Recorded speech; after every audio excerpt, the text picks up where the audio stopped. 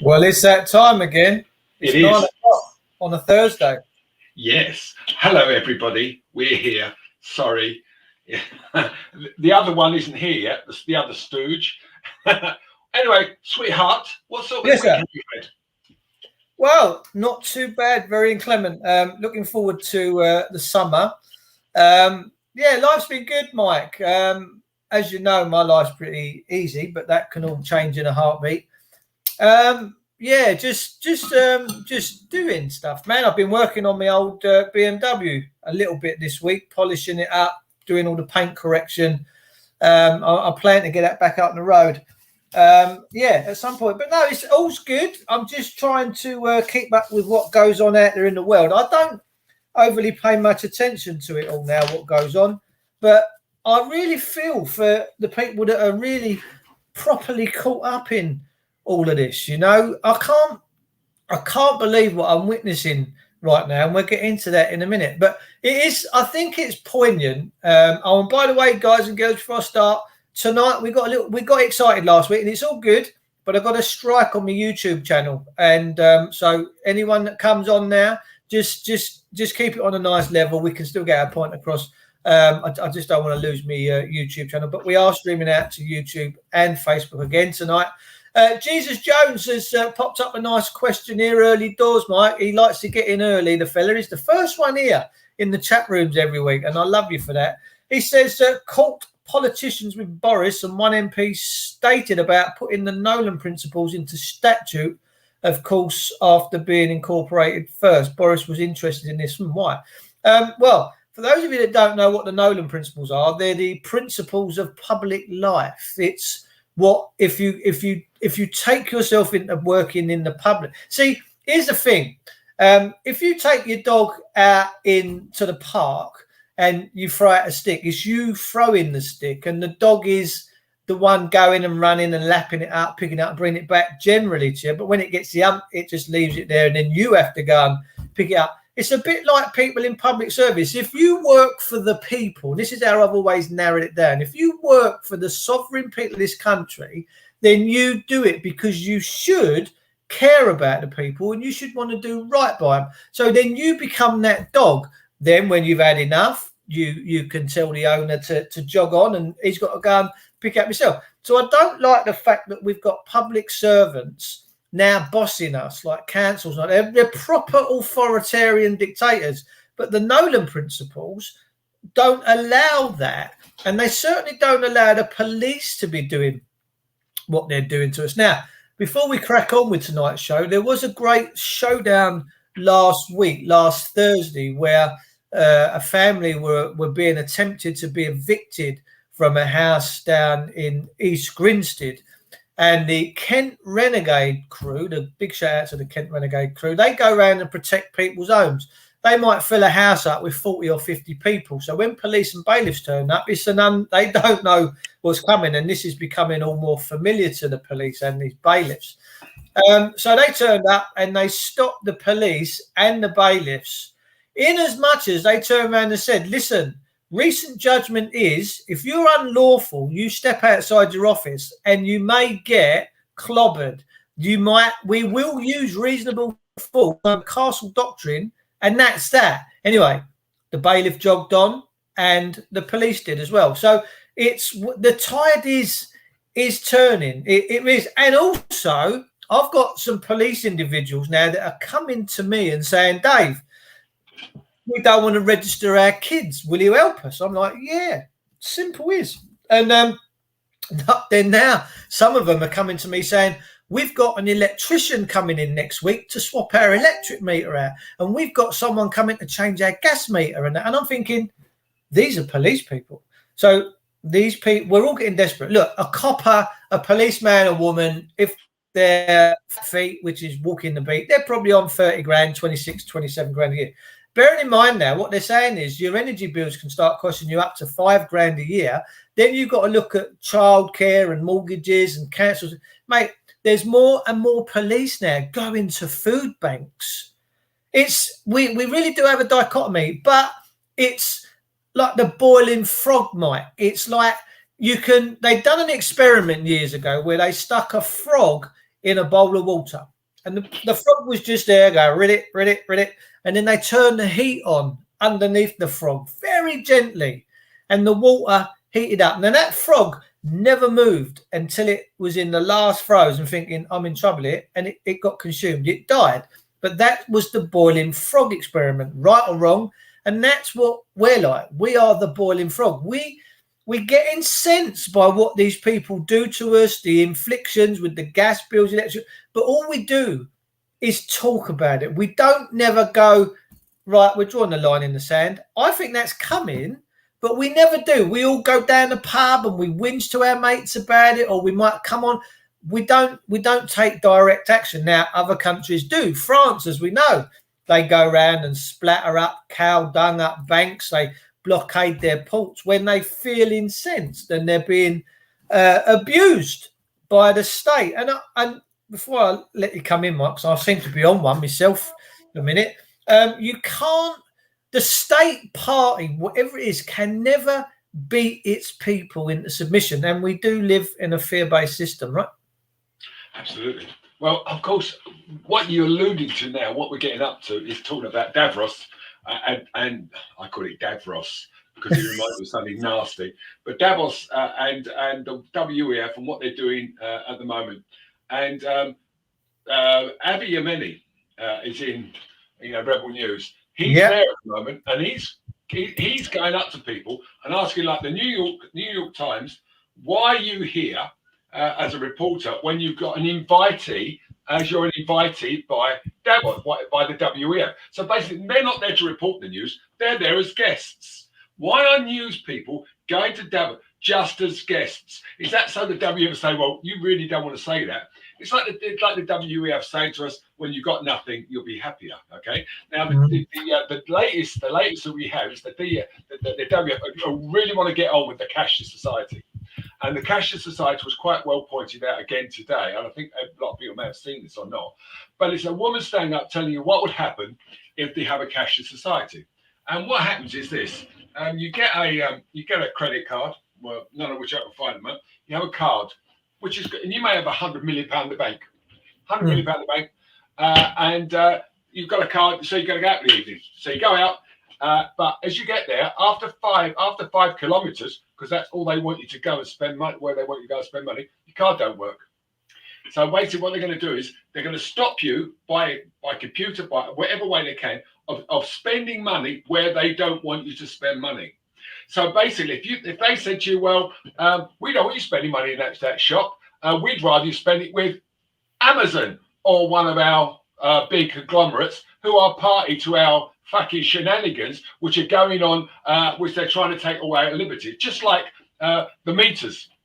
You've had the problem with the meters, which is well documented and which you've spoken widely about, and rightly, because as we all know, these smart meters aren't there just to be smart. They're there so the government and anybody else can turn them off when they feel like it, just like that. And basically what's happening now is the WF, this Klaus Schwab, who's a man who's obviously a communist. He's got in his office, he's got a big bust of Lenin sitting in the back. This is the utopian idea. And Thomas More, which I wrote a book about, I did a play about. When Thomas More wrote this book called Utopia, he thought he wrote it as a joke because it doesn't work. You cannot have 50 cities in anywhere. When they get up, they go to work for 6 days a week.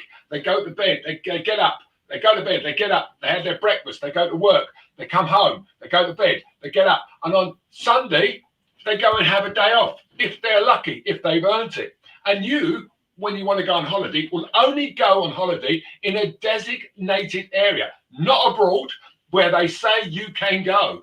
And that's the reality of where we're headed. If you allow, or we allow these people, we mustn't say that word, it's naughty. If we allow these people to dominate our futures, and they're talking about 2030 a cashless society. Now, by 2030, I'll be 81. Well, I'm a million years old. It doesn't make any difference.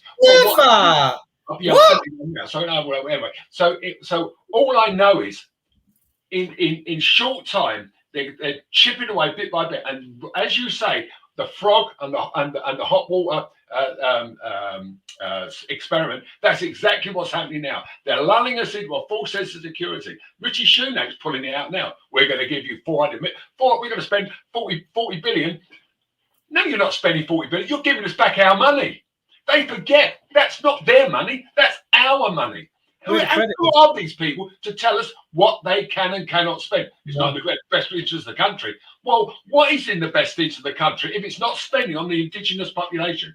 What is best for this country if people who run the country don't have our best interests at heart when they've got other people around the world? I'm not talking about Ukraine. As you can see, I support the Ukraine, not because they're the greatest nation on the planet, because they're obviously not. There are a lot of serious problems with Ukraine, and they're totally corrupt as a lot of other countries in Eastern Europe. However, why I do support them, because I do not believe that any country in the planet should be invaded by another. As a sovereign country should be invaded by another. We're not suggesting, like we did in Afghanistan, Iraq, and all that stuff, that we shouldn't go in there and sort out problems that might be there. But have an end plan. Don't just go in there like kicking people around. Just have a game plan where you go like play a game of chess. You don't sit down the game of chess, think, I'm just going to play. You sit there, how can I win this game? And what is my end game? You work out your end game first, then you sit down and play. I'm a good chess player. So that's what you do. So you don't just walk in, you don't send a load of troops into it and they say, right, get on with it. Then so you get to a point, say, what do we do now? And they don't have a clue. And that's what's happening now. But the WF do have a clue what they're going to do. They're going to take everything away from us. When you've got nothing, you will be happy. Except the people who have everything will be the people we are being committed to serfdom for, because that's where we're headed. To serfdom, to slavery, to work for the elites who will jet around in their yachts and their private jets, and the green agenda will go out the window, because at the end of the day they want to reduce us down to 500 million. Okay, so they'll start getting rid of us bit by bit. There'll be less and less people having kids, and that's just exactly where it's coming from. It's about world domination by the WF and the WHO. They're the two governing bodies that we have to say that to. Fuck you. I like it. I'm just going to share this. Somewhere in here, the Mussolini, the Italian leader, was asked, what is fascism? And I'm trying to find it in this Wikipedia part. But basically, what Mussolini went on to say was, and you'll see this word here, corporatism, is he turned around and said that fascism is when industry and government come together to basically make their people have it. It says here, what constitutes the definition of fascism? Fascism governments have been a complicated and highly disputed subject concerning the exact nature. Benito Mussolini first used the term in 1915. Once wrote, it's trying to define fascism. He said fascism is like trying to nail jelly to the wall. But what he goes on to say here is it is foremost an authoritarian form of government. Although not all authoritarian regimes are fascist, authoritarianism is thus a defining character. But most scholars will say that it is more distinguishing traits as needed to make an authoritarian regime fascist. But here, listen to this. Look, it's linked with corporatism, and that is totalitarianism is linked with corporatism. And I'm telling you now, guys and girls, whether you like it or not, that's I didn't share it, but that's where we are. I read it out. That's where. Could you not see the screen then? Yeah, I can see fine. No, but could you see the link I put up with Wikipedia? No. All right, hang on. I'll just quickly show it because it's so true. This is this is it. Corporatism. With corporatism, totalitarianism, political movement linked with corporatism. So linked means that they're together. And like I say, Mussolini, he said that fascism is when government and industry work together hand in hand to basically shaft the people. And that is where we're at. We know in this country now that all crimes are commercial.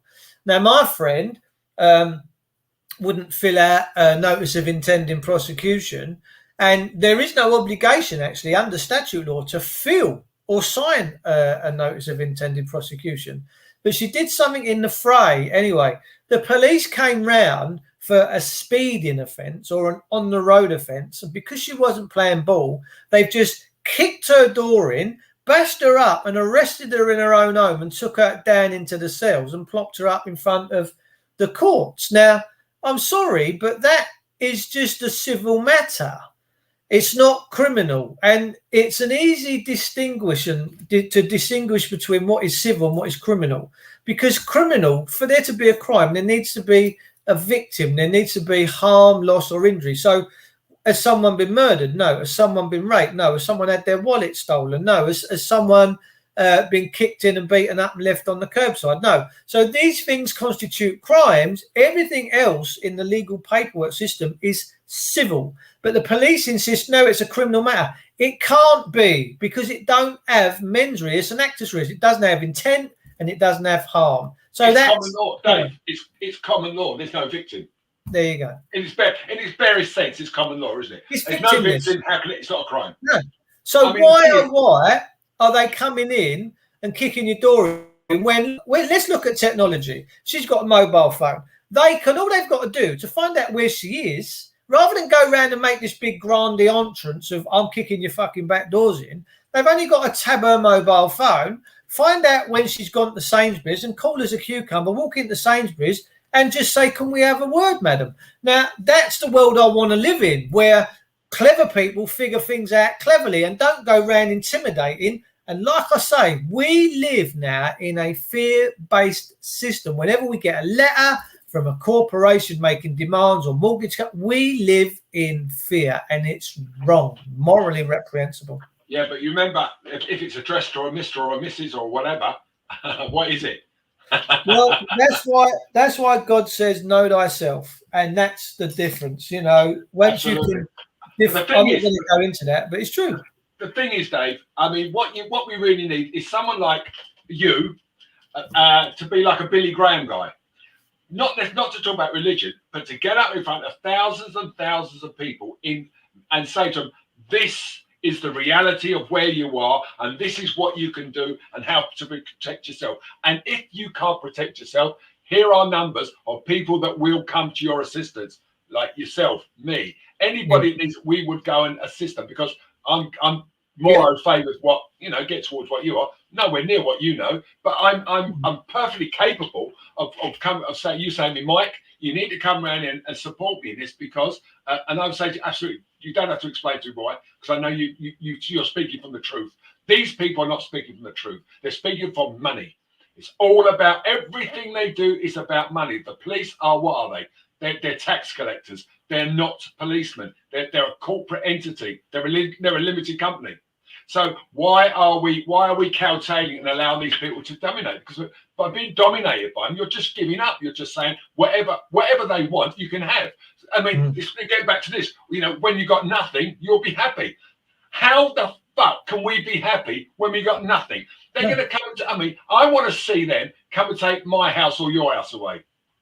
Turn up in a truckload of cops and say, "Out! We're seizing your house." I say, "But this is my house." Yeah, no, not anymore. We're taking all your property away, and you're going to go and live in tenements, in rented accommodation, and you will go to work. And when you're too old, we'll sling you in the concentration camp because that's where you belong. Because you're no use to anybody, and they'll euthanize us. That's where we're getting to.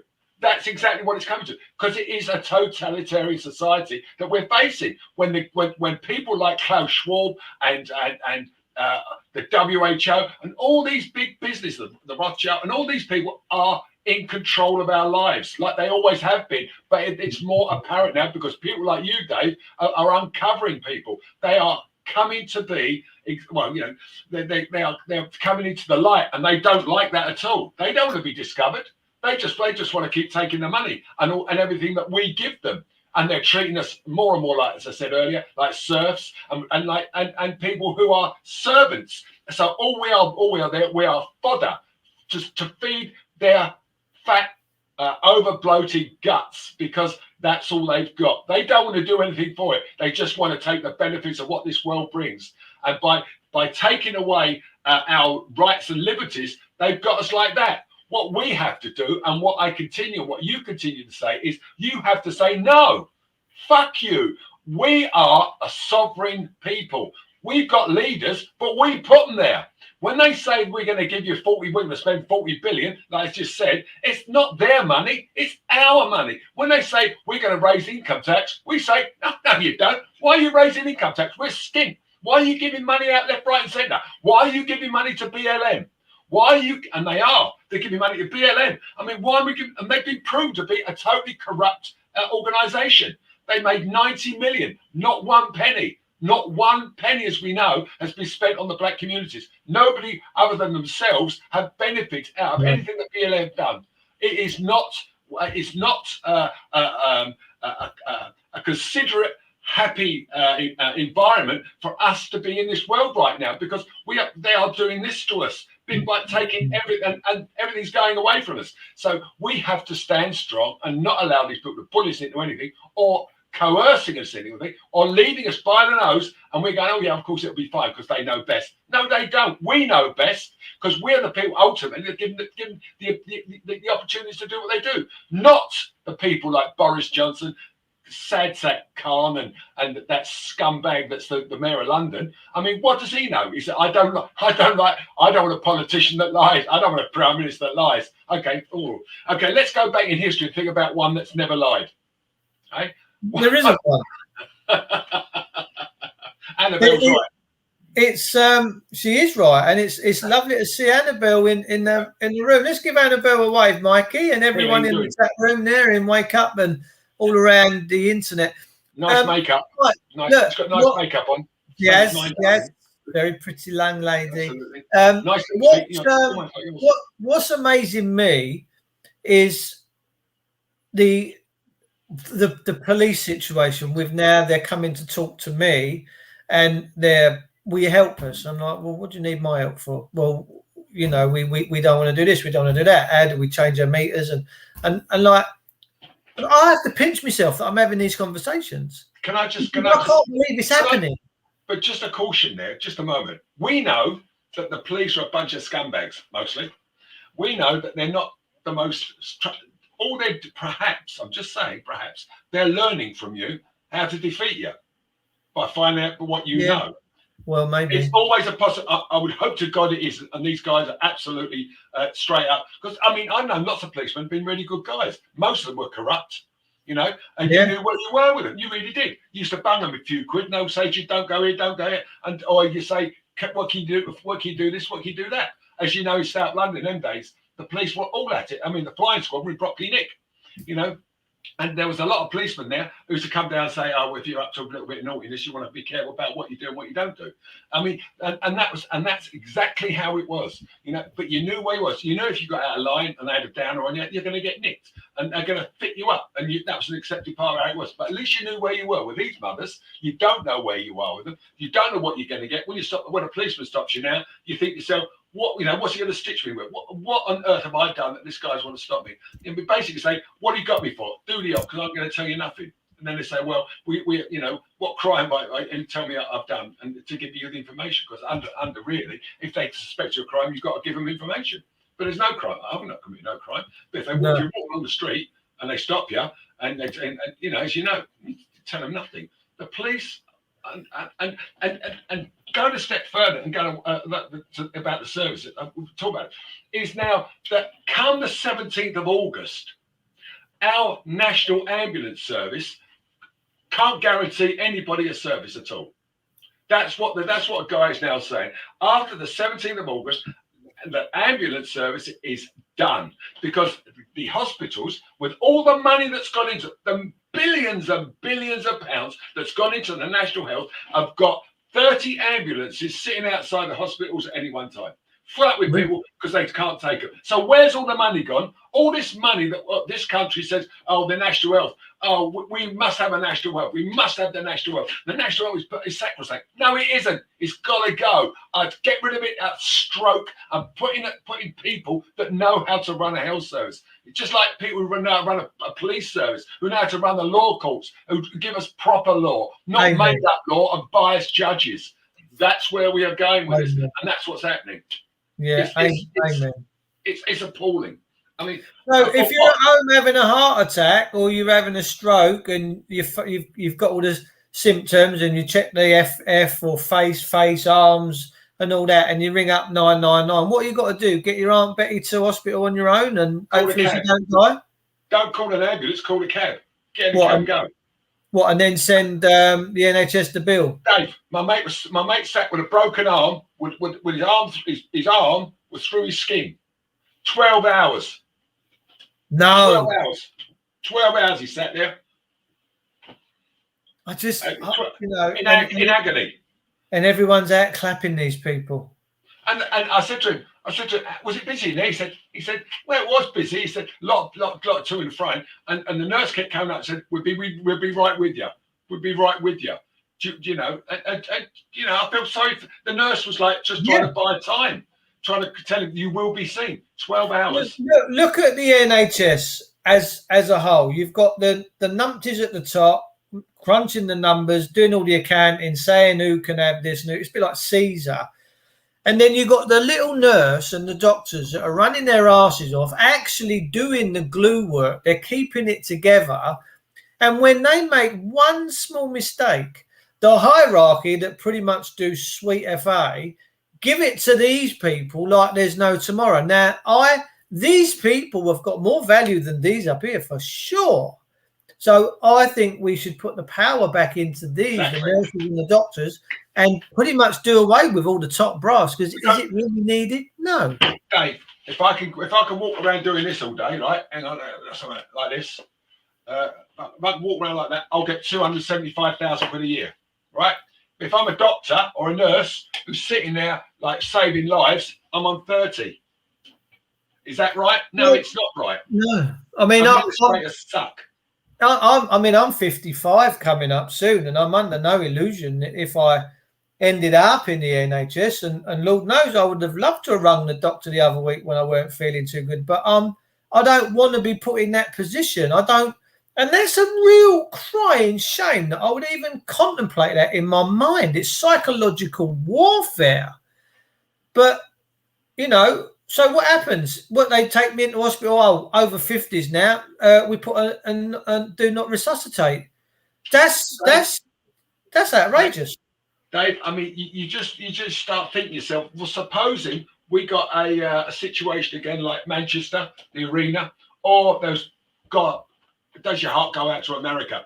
19 kids and two teachers shot down, and the police stood outside saying we waited for the keys to turn up when the parents were turning up with guns, ready to go in there and take this sod on. While he could hear people shooting, the police stood outside apparently. And why didn't they shoot the lock up and kick the door down? Don't they watch NCIS?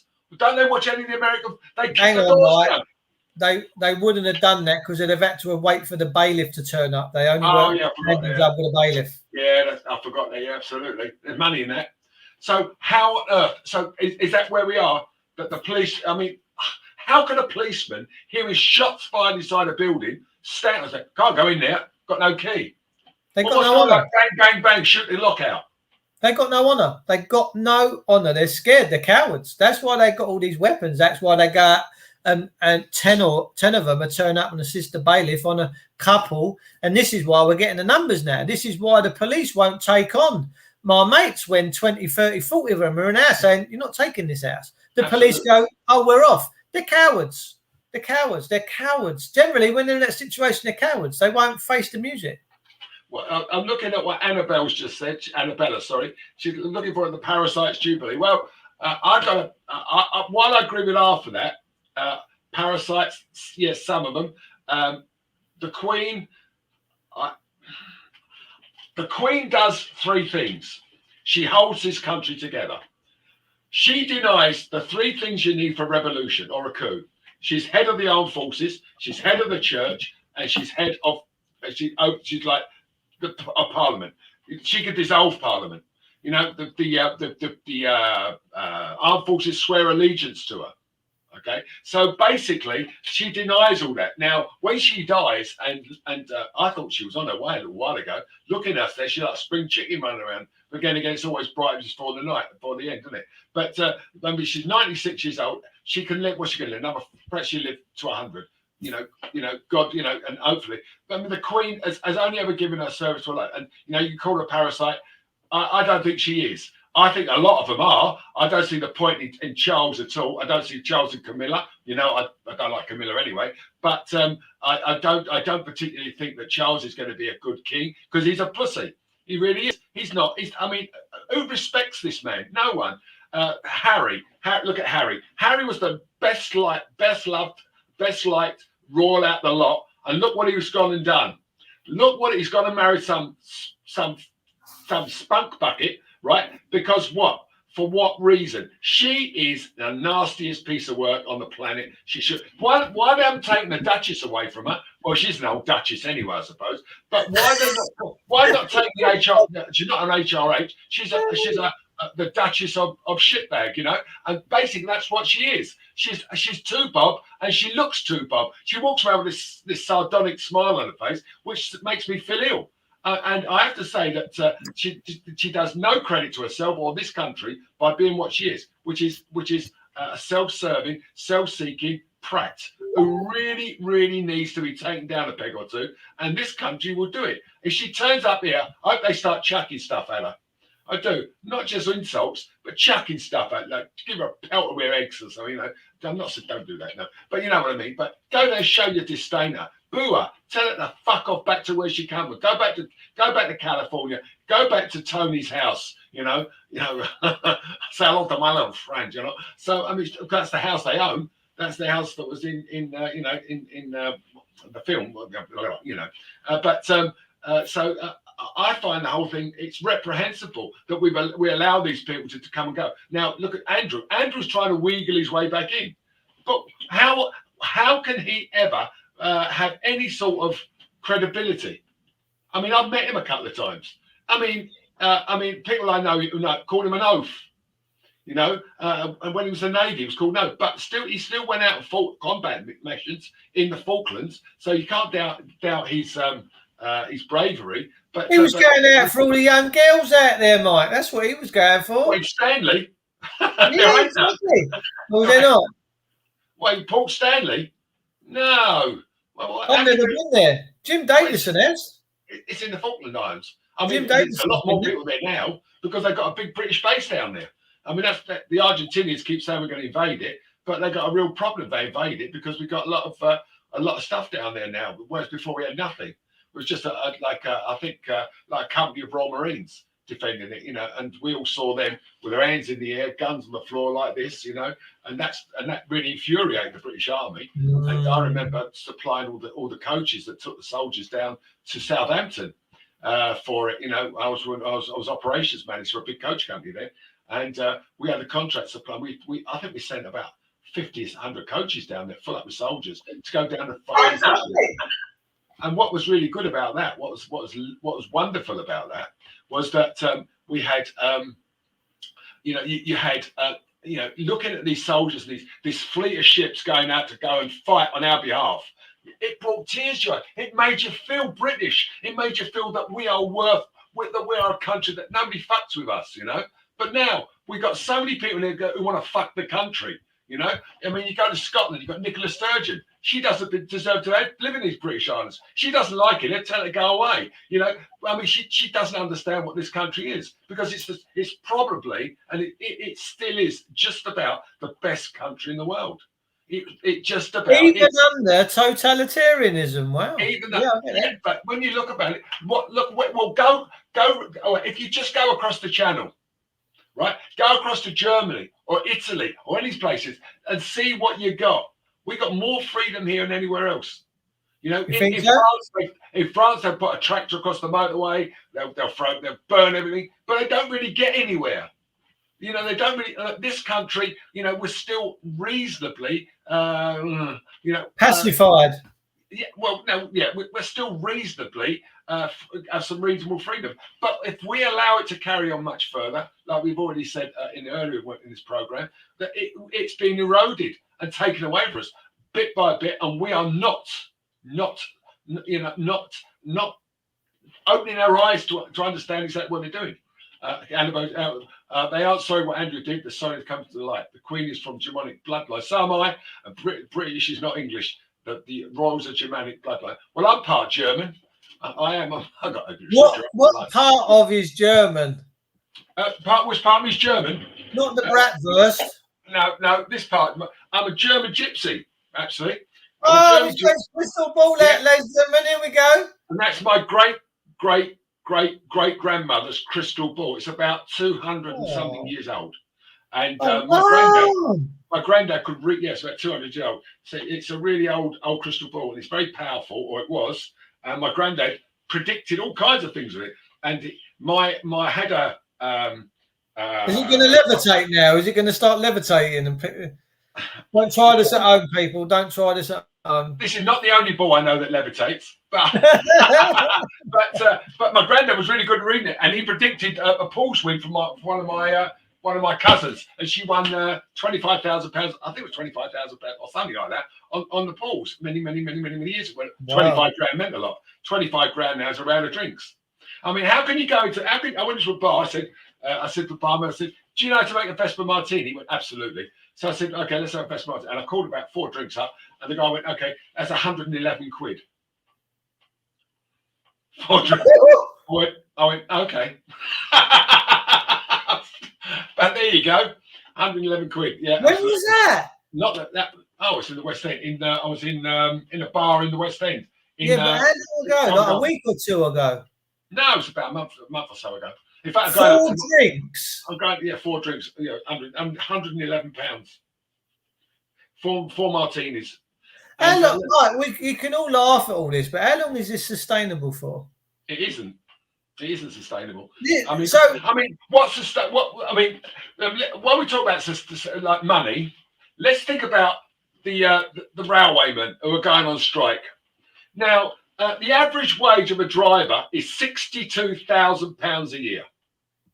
Right, a driver on the train over the course of the whole country. I think it's one line. The wages, it gets 81 grand a year.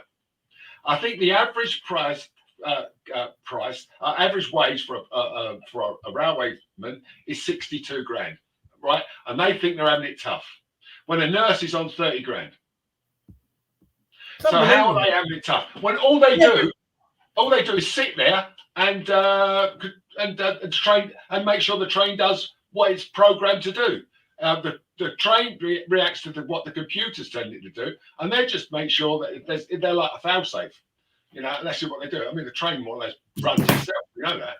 Would you rather have an old rattler turn up, maybe 10 minutes, quarter of an hour late, if we lived in a nice country where people just accepted what went on, and if it was nationalised but you had a nice cheap rail fare and you could go from one end of the country backwards and forwards, easy peasy, lemon squeezy, would you not rather go back to that? I think that when we look at where we are now, I think one of the massive failings was when because we all had these things called nationalised railways, infrastructures, power stations, and it seemed to be like back then. I don't ever remember any of my family dissing government. I don't ever remember them sitting. So I think it's all gone wrong from there.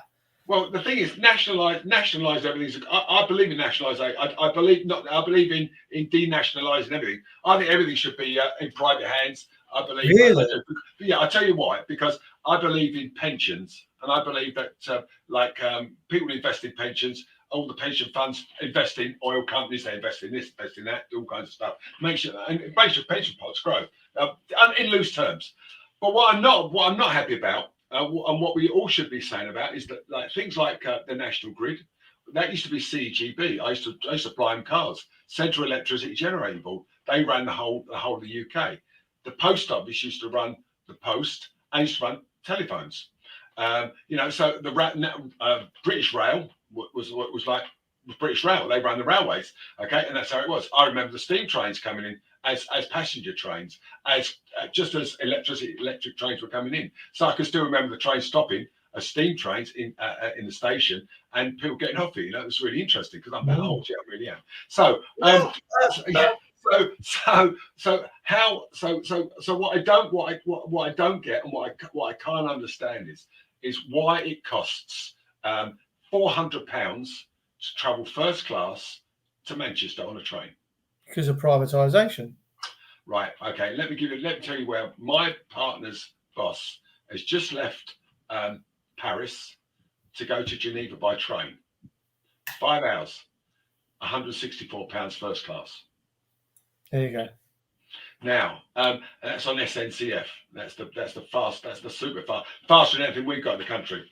Okay, and that's on SNCF in France. So why is it we got the highest? Why is it? Is it because the drivers and the people who work at the railways get a lot of money? No, they don't. Not all of them do. Signalmen get a reasonable amount of money. Of course they do. They do a really important job. Of course they do.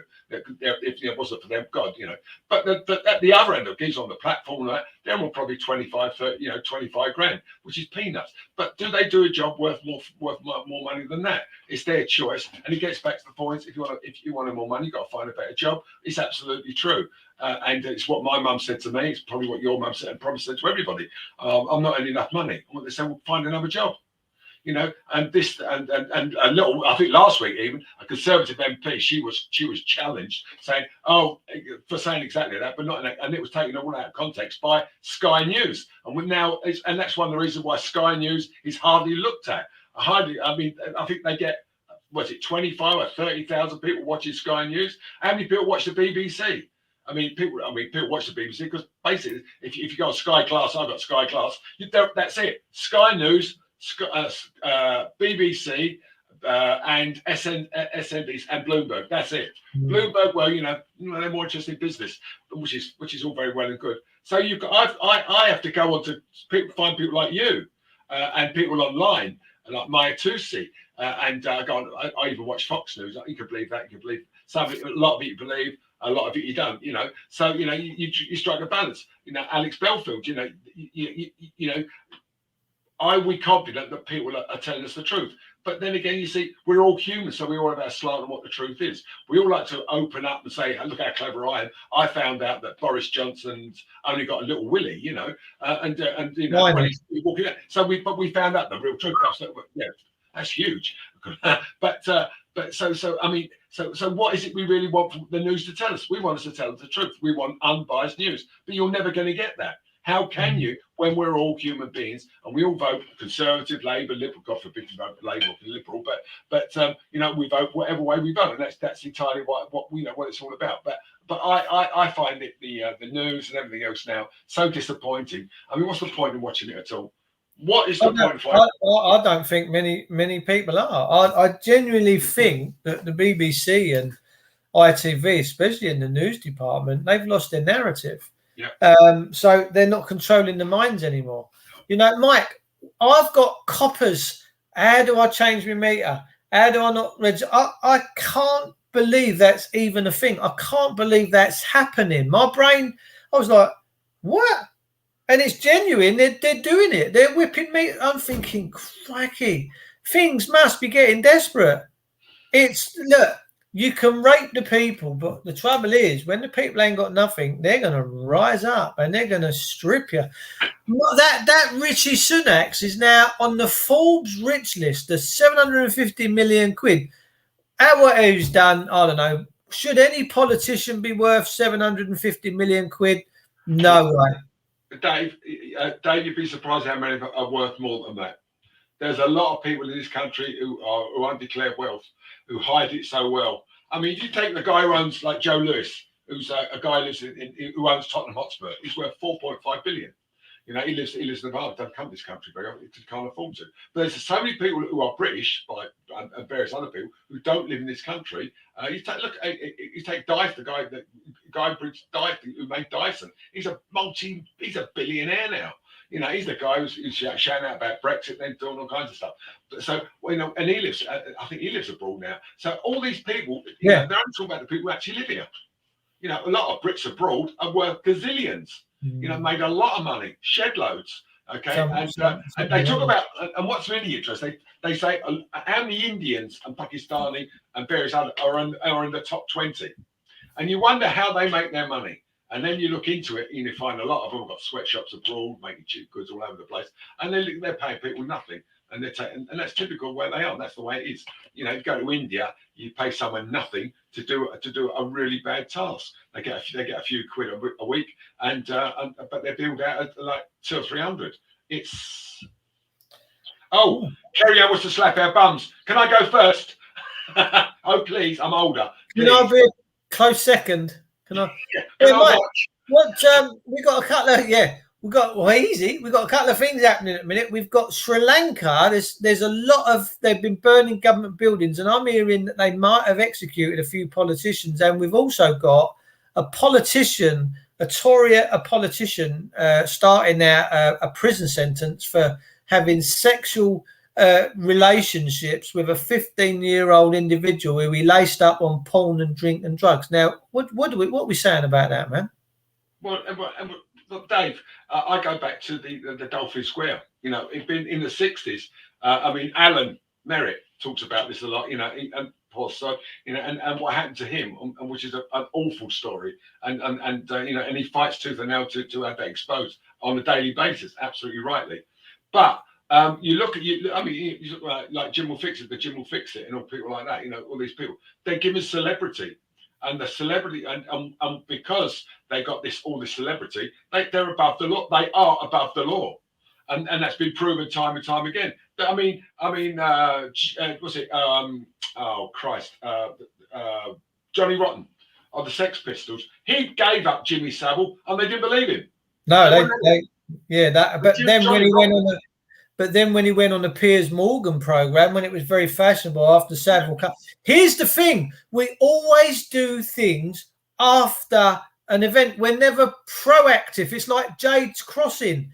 A grandmother and a child had to die, and the media had to get involved before Maidstone Borough Council decided to spend £1 million and build the freaking flyover. It should have been built the minute that mother and that said, we've got a problem here. We've got school kids trying to get to school over the road. It's busy up and down. It's Russian roulette. But it took people to die before anything. And it didn't even matter that they died. It was the exposure from the media that made Maidstone Borough Council look in a bad light. It's disgusting, man. But that's politician, Dave. The politician. I mean, look at this Boris Johnson and Keir Starmer. Boris Johnson, whether he had a party or not, so what? I mean, to be honest with you, I really couldn't give a fuck one way or the other. I didn't believe in Brexit. I didn't believe in Brexit. I didn't believe in this lockdown. I don't believe it did any good. All it did, it gave people a lot of egg, made a lot of people very ill, made them mentally ill, made them sick, made them undereducated. That's what it did. And that's for what? To protect us from what? Not to protect us, Dave. to save the NHS. That this multi-billion-pound colossal dinosaur that has to be set light and got rid of, they to protect the NHS. That's what they did it for.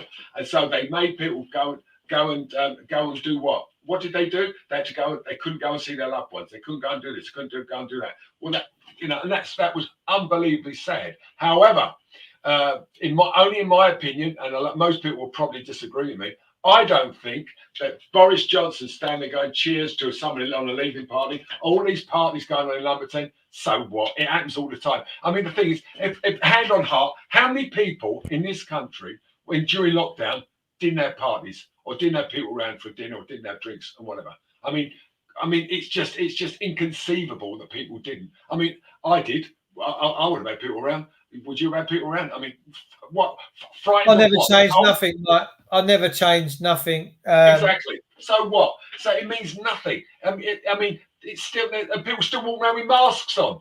I mean, I saw one guy. He's built like a brick shithouse. He's got a mask on, and I looked at him. He looked at me, and I thought I was about to say to him, "You don't laugh like a donut," but he was like 6'8".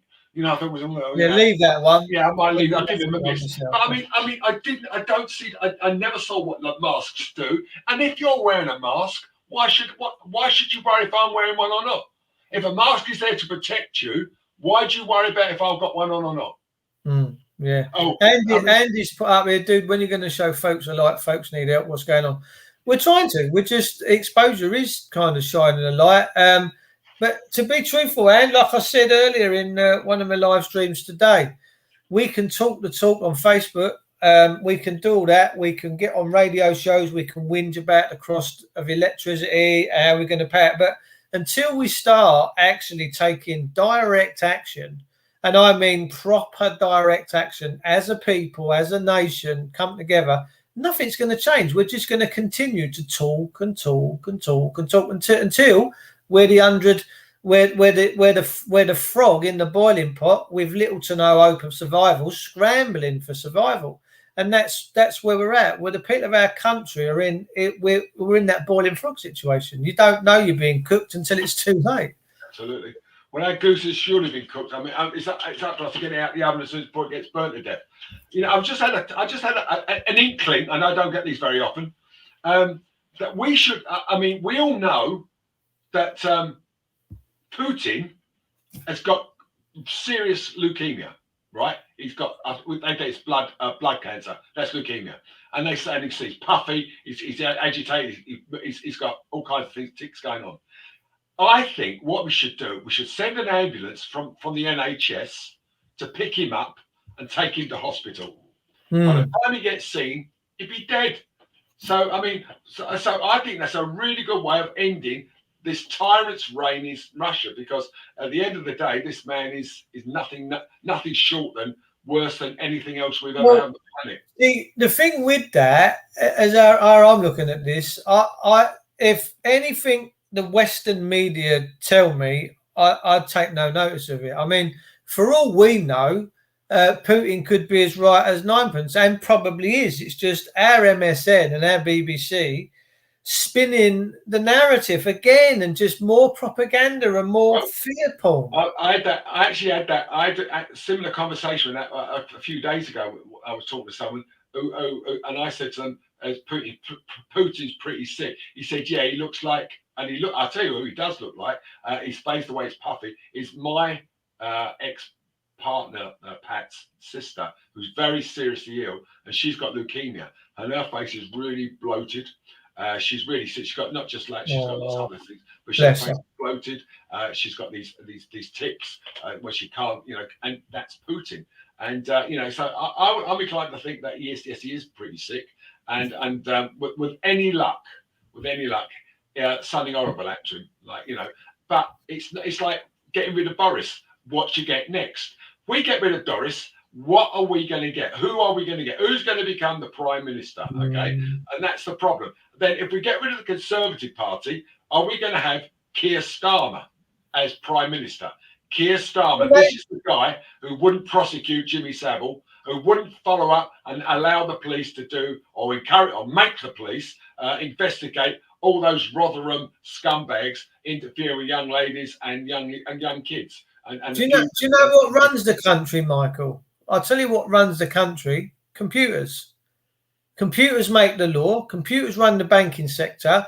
If we got rid of Parliament and shut it down, and we've proved this when the Queen goes and prorogues it for 3 months, 3 weeks, however long it is, while there's no sound, so people can't stand to this. She shuts it down. No one goes in or out, but the country don't come to a standstill. We don't go, oh my God, we ain't got a politician telling us what to do. If we got rid of all of them tomorrow, you wouldn't see any difference in this country, none at all. It would just the wheels would still turn as long as banks kept printing money. Everything's jolly. It's seriously that simple. They do nothing for us. They do nothing for us apart from raping us. I mean, Parliament itself, even Cromwell, when he went in and shut it down 500 years ago, he turned around and said, "You've defiled God's place. It's time for you to go. Pick up your shiny baubles and fuck off." And that's exactly what's happened. They've defiled the building. But to answer that question, I think if they shut it down tomorrow and got rid of all the politicians, nothing would change. Nothing at all. You've sat there for too long for any good you have done. I implore in the name of God, go. There you go. And that's not to Boris Johnson. That's to all of them.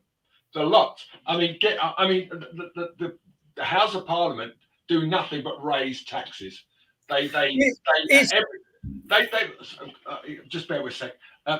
They've debated like cutting the like in Ireland. They cut the fuel duty down 20%.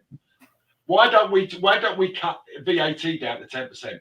While this is going on, VAT at 10% will give people a huge amount more money, and the only way to get out of a recession is to get people spending. You've got money back into people's pockets. Yeah, of course. If when the pandemic arrived and in its entirety, and everyone was told to go home and do nothing, the first thing the English government, if we had an English Parliament, should have done the moral thing was to stop all taxation, all of it whatsoever, and just let the country heal. Because people in their hundreds of thousands apparently were dying from this deadly infectious disease, and everyone had lost their minds over it. But this didn't happen. The British establishment, running alongside this pandemic, have got their panzer movement coming up the rear, and they're coming in with the food price increases. They're coming in with the diesel prices and council tax rises, and pretty soon, little old Mrs. Smith that's getting her pension round the corner, she's got problems because she ain't going to be able to bail her ship out anymore. Yeah, but Dave, you know as well as I do, they got precedent over this, and they 1666. Well, the Great Fire of London. Okay, when we were all declared dead. Okay, so that's basically where it all stems from. That they suddenly realise, oh my God, look at the amount of money we can make, and how many hundreds of billions of trillions of pounds are sitting in their bank accounts, just sitting, and right in the middle of it is the Pope and everybody associated these scumbags are just taking us for granted. They've done it for hundreds and hundreds of years. Even when we die, that SESKV trust will still trade until the end of time. On us. It doesn't stop when you die, when you get the death certificate. That SESKV trust that you started when you came into the world as a wee nipper, it doesn't stop when you die. They just credit and debit and get the balance sheet set to zero. But whatever's left in it, they cream the interest off on the top of that and they use it. And that's what funds governments. But so when David Paul Witcher dies, that will continue to trade until the end of time. It's sick. The thing is, Dave, we're supposed to live in a democracy. We're supposed to be a majority rule and everything else, right? But let me tell you what Winston Churchill said about democracy, shall I? He said, the best argument against democracy is a 5-minute conversation with the average voter. There you go. I tell him, I think he's absolutely right, because nobody knows what democracy is. They think it's just like casting a vote, but it isn't.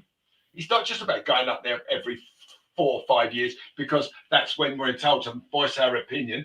Is that democracy? No, democracy is the ability to stand here right now and say what you think and have the freedom and the right to say it.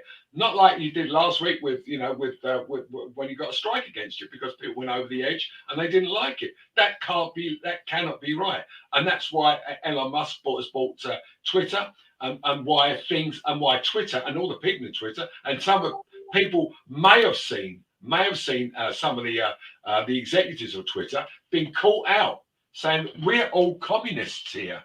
We don't believe it, and this is on film. We are all left-wingers, ultra left-wingers. We are communists. We don't believe in free speech. People can only say what we want them to say, and then when they've said that, we will allow it. Other than that, they are not allowed to say anything other than what we think and what we agree on. And who are these people sitting in these places in America telling us what we in Britain or anywhere in the world can think or say? Because they could just go press a button and cut you off. That cannot be right. It cannot be right. Well, Cockney Patriot said, I learned 29 years ago about paying taxes. He said, I stopped. I just don't know why people pay it. And I'm the same. I did that same 15 years ago. I said, no more. No, sorry. Can't sponsor this system. Just returned to sender all their crap and told them no thank you. And now they don't even write to me. Perfect. Well, it's because, a lot of people are like me. Now, I've paid in all my stamps. It's disgusting, isn't it? I'm an old age pensioner. And they give me, anybody who's getting a pension now gets £40 a week more than I do. Anybody who's a pensioner. Why is it? Because I was born on before the 6th of April, 1951. Why is it I get less than someone born after that? Well, it's all fictional, Mike, and the reason why we do what we do is we want to end this fictional system. It's time that we ended this fictional law system, this fictional system in general, and come back to goodness and real world. Can I just make a point here, Dave? Just a bit of levity. That I don't know how many people are watching this. I hope there's more than 10. 41. I can assure you that me and Dave are only short of one thing to have this conversation, which is two things actually: a cup of tea and a sausage sandwich. Because when me and Dave live in the same village, he lives across the golf course to me, about in a straight line about half a mile, and in a line about just over about a mile. So when he comes round to me, we sit there, we have these exact conversations like we have right now. Yeah. And what we are doing right now is speaking just exactly the same way and saying the same things we do, and we're sharing it with you. And we want, and so all you people watching, we really would love you all to not just comment, come on and comment, make your voice. A lot of people are embarrassed or shy or have got their makeup on. Well, we're not wearing makeup tonight, are we? When we go out, we look lovely normally because I wear my frock on. But but we really would encourage you, to be more vociferous. Come on the show. Talk to us, and make your point and tell us to shut up while you're speaking. We'd love that, wouldn't we? We do. We like being bullied, don't we, Dave? We do. We're English. We're used to it. There's a UB40 song, and it's "We Will Sing Our Own Song," yes, and it's about we will take the power, seize control from your hand, and we will basically build something new. And that's UB40. Whether you like them or you don't, I do. I really do like them. They were very poetic and kind of, without realizing, had their finger on the pulse. So was Bob Marley. Some of the lyrics in Bob Marley's songs, no one can free our mind. None other than ourselves can free our mind. It was good. UB40 was a band, yeah, of course they were. But they sung some songs, and they really did have some very hard hitting points in them songs. Look, like I say last week, we ended with last week. We just want goodness back. We want all the servants, the public people in public sectors to stop beating us, and just to get back to some niceness, some fairness, and some equity, some equality. And that's what we need. UB40 was a job seekers booklet. It was, yeah, that's exactly right. That's how they come about. They was all sat down in the job seekers, and one decided they could sing, 70s, and away we went. Well, they 70s, Dave. Was UB40 late 70s, I'd say. And they were good. And Astro died the other month or a few months ago. That was sad. He was good. I liked Astro. But yeah, no, they're all getting on a bit. But see, this is the point. It's what we got? We've got 10 minutes left. I think we're at a point right now where pretty much halfway through 2022, and I think that listening to the radio, listening to the news, listening to what these politicians, all these clowns, banking sector are doing to the people, I think now we've got a revolving clock, and it's a countdown clock, because there's going to come a point where you can only take so much from people, and you can only do so much in evil and violence and wickedness. And the longer that your system goes on and you haven't sealed the deal, the weaker you become. And Adolf said that. He said any fascist or communist or whoever has a time slot to get the job done, because after that, people start working shit out. And that's what we're doing. And we've got to do something, because, and this year you're going to see, trust me, the pensioners are going to get it. The youngsters, what sort of futures have they got? They're not going to be able to pay all their bills, council tax. They're going to be left without nothing. They're going to have their kids taken their homes. There's going to be a load of people commit suicide. So there's going to come a point where the people of this country have got no choice.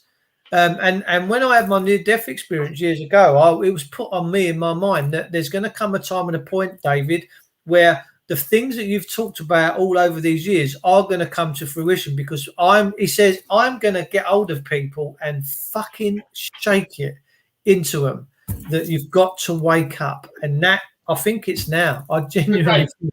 Doesn't it feel, when we look at it, if you look at it logically, doesn't this all feel rather contrived? That all these things are coming, as the WEF are saying, when you've got nothing, when you have nothing, you'll be happy. It all seems to be like right now that everything is being taken away from us. This whole thing about the Ukraine, the war and everything else, and the whole thing about that, the fuel crisis and everything else. I mean, it's all coming at a time when people are losing everything, and they're losing the will to live. That's exactly right. But you could quote the scriptures, and you can give them hope, because every saint has a past, and every sinner has a future. And you must hang on to that. No matter what you've done, you must still go forward. You've still got to believe that there's a future for you and your family and everybody else. You can't just sit there and old John say, well, it's case or no, it's not like that, because there's people out there like me, Dave, and countless other people who are prepared to sit there and say, you doesn't have to be like this, and we will help you going forward to make it better.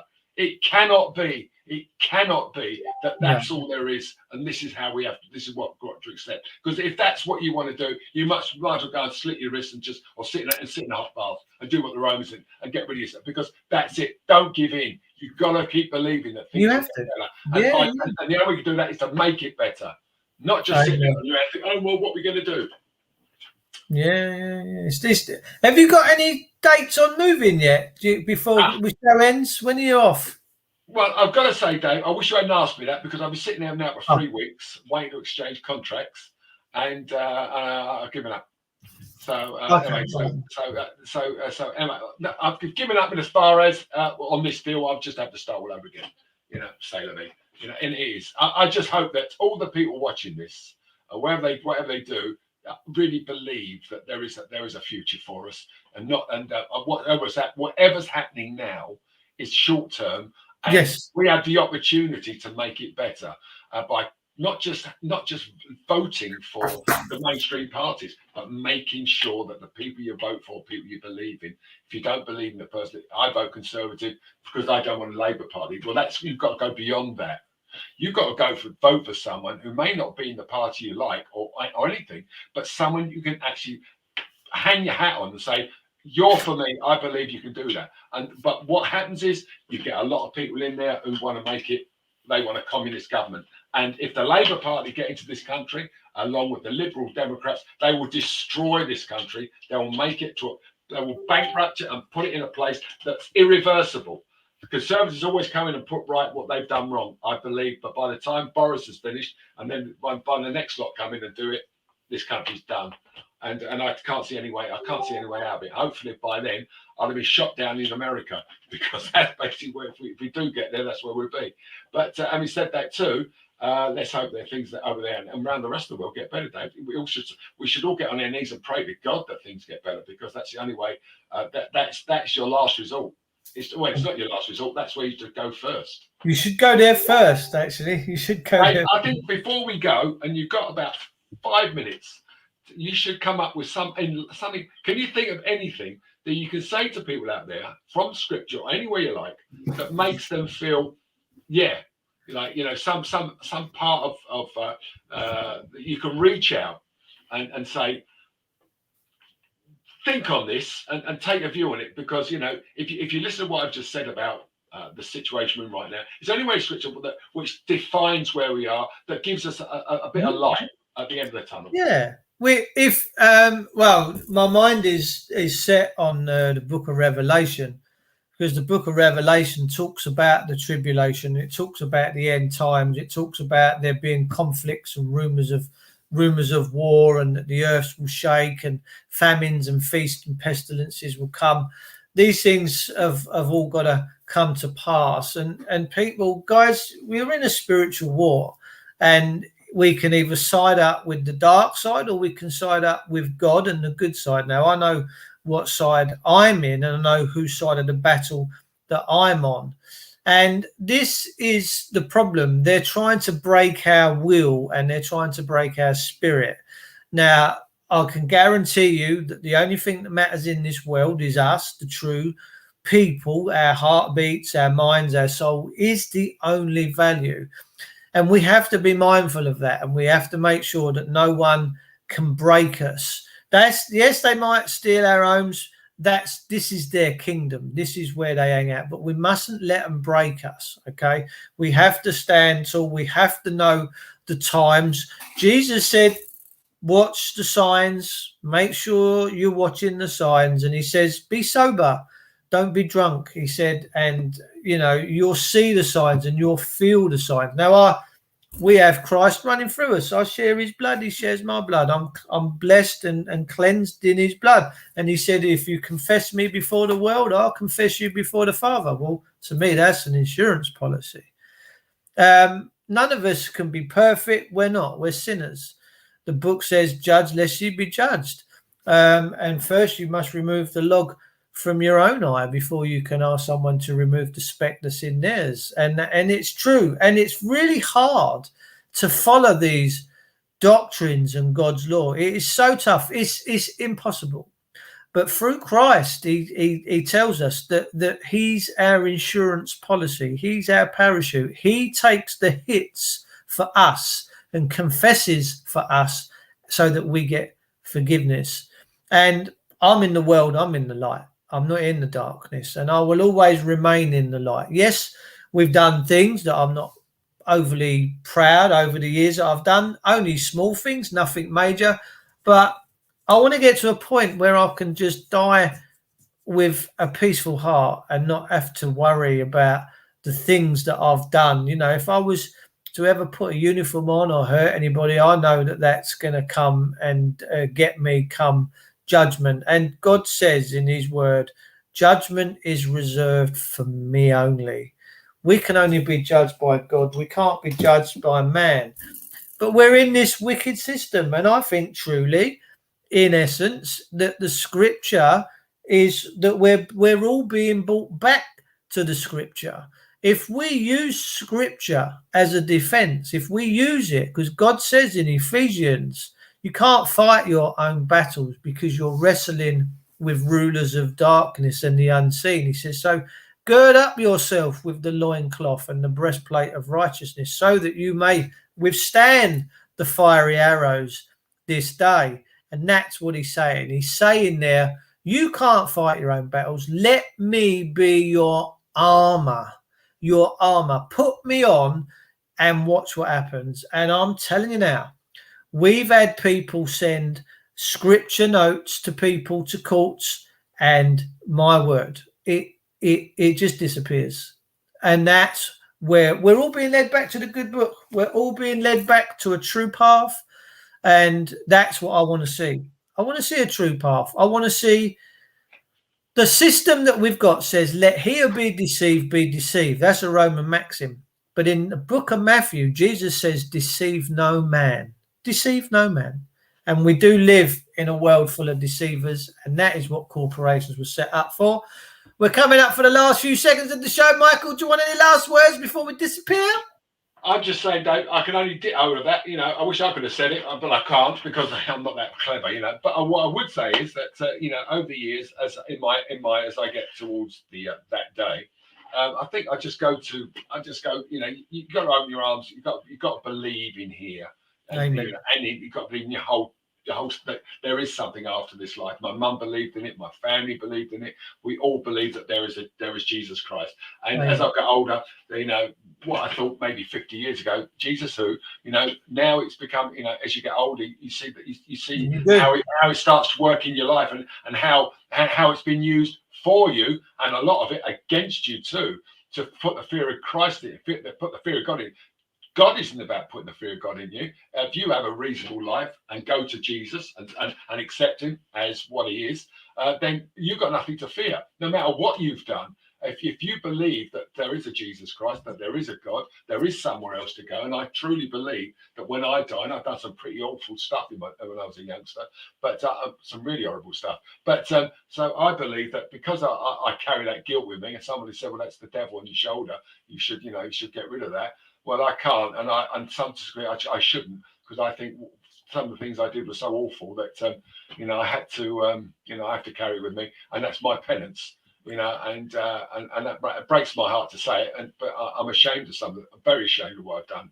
I'm very sorry too, but over the years, you learn to live with it, and when I'll have to die with it too, but I'll die with it knowing that I did all I could to repent, and I've done everything that I can do, hopefully, to absolve myself from whatever might stand us next. But whatever's next is something I'll face, and I'm a good salesman, so I'll go and have a conversation. So look, ask yourself a question: do I look the sort of guy who would do that? Please, I'll do a Nigel Farage, and let's have a pint and a cigar. But there you go. That's right, guys. Thank you very much, Michael. All right, sweetheart. Bless you all. May you God go with you, and take care. And I'll the Love, Light and Laughter Show.